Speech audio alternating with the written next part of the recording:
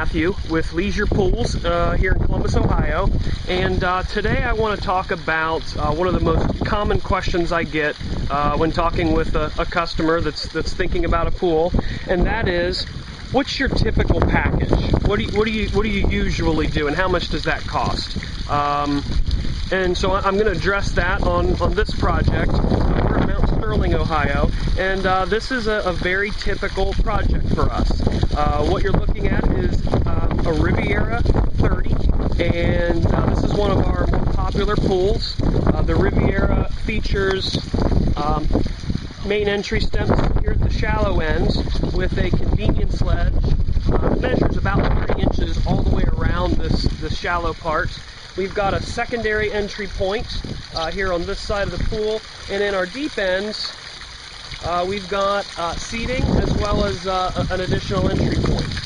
The pool measures about 30 by 15 at its outward dimensions, and the concrete that we've put around this pool is a seamless texture. It resembles a limestone pattern. These are definitely some of our more popular colors.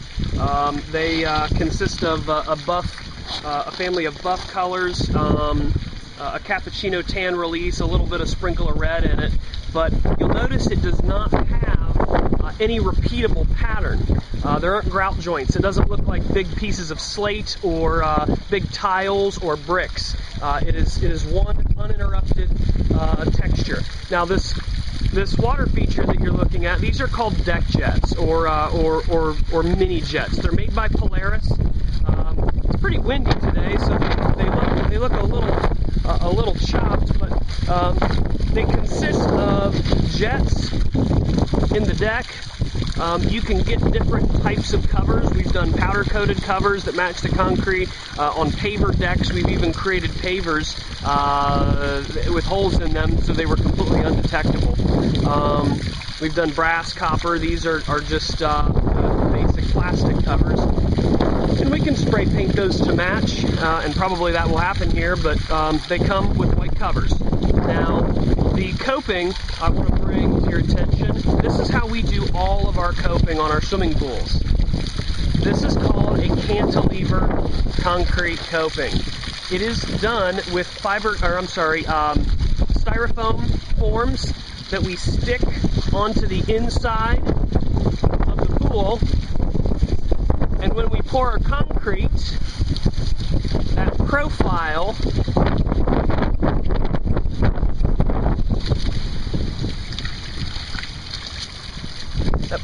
is left when we strip that form off there.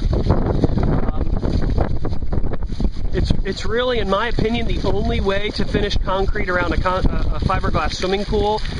You will see a lot of builders and installers out there that bring their concrete up to the fiberglass, and you'll know because you'll see a strip of fiberglass that runs right up against the concrete.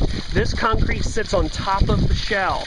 It does serve some structural purposes, but for the homeowner, the most important thing is that it looks good. And unless you do these forms regularly, you're going to mess them up. They're very, very tricky. We only have a couple guys on our team that do them because it is so specialized. It's similar to pouring concrete countertops while outside, while doing 500 square feet, and while swimming. It's very, very tricky. Now, the square footage that you're looking at here is probably somewhere in the neighborhood of about 500 square feet. And real common question is, what's your standard around your pool? I don't have a standard. In fact, we do not even estimate concrete as part of the pool package because nobody does the same thing. Putting 3 feet or 4 feet around the outside really is just a way for a swimming pool builder to put a final number on it, cloud the true cost of the pool and the concrete, and frankly make his or her life easier. This does take more time to separate the cost of the pool, the cost of a heater maybe, the cost of a fountain, water feature, fence, etc., and obviously the concrete. But to take this project and to slap a 3-foot apron around the outside would probably only save about $1,800 on this project. And the way this lays out and the way this ties into the existing landscape, you know, it's not even a comparison. Less than $2,000 to take a pool with a 3-foot band or 4-foot band around the outside, put a little thought into it, do a free-form design, tie it back into the house and make it work. Kind of a no-brainer. Now when we pour concrete, it certainly is not the same as what you have in front of your house, in your approach to your driveway or your sidewalk in front of the house. The slab you're looking at here against the pool is about 10 inches thick, and it's 10 inches for about 24 or so inches towards the outside. We then taper down and then run about a 6-inch average. This concrete is fiber reinforced, steel reinforced, and is 4,000 psi, which refers to the amount of Portland cement in the mix, which obviously determines its overall strength. The mix of a concrete load is not very often talked about, but it's a very big deal, and you ought to ask your installer or your concrete guy what his intentions are and what that mix is. Now, the expansion or the relief joints you see here are tooled in this particular project. Sometimes we'll tool them, sometimes we'll saw cut them. There's pros and cons to each, and depending on the pattern, usually one is an obvious choice over another one.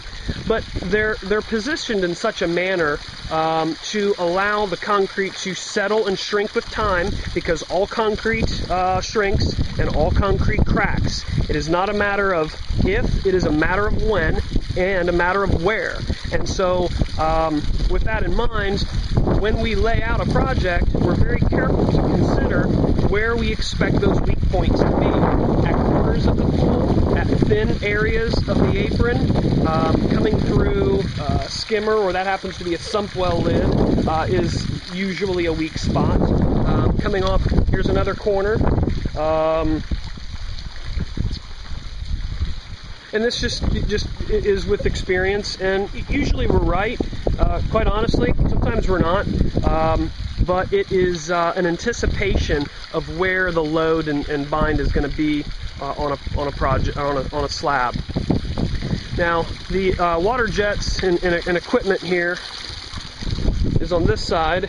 Anytime we do water jets, and these are really economical to do, we install a manifold, and each of those valves goes to each of those jets so that you have the ability to adjust. In fact, I can turn these two down here a little bit lower and kind of change the effect. Probably not necessary, but you know, it's nice to have that control over the feature. And by the way, these are typically $1,200, $1,300 installed.